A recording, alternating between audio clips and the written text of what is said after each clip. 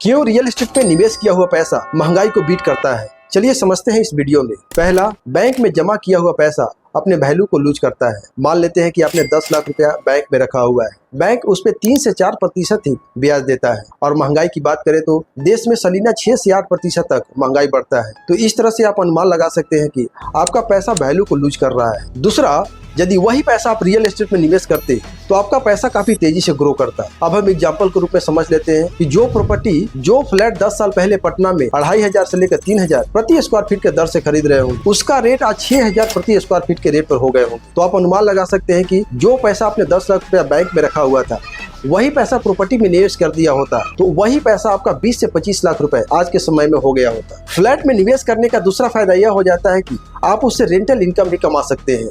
Rental income महंगाई के according बढ़ता रहता है, यानी कि जब आप अपने पैसा को बैंक में रखते हैं तो आपको वहाँ केवल ब्याज मिलता है। वही पैसा यदि आप फ्लैट में निवेश करते हैं तो आपको rental income plus capital appreciation मिल जाता है। तो फैसला अब आपको लेना है कि आपको पैसा को बैंक में रखना है या प्रॉपर्टी में निवेश करना है। यदि आप पैसा को प्रॉपर्टी में निवेश करते हैं तो आपका पैसा काफी तेजी से ग्रो करता है।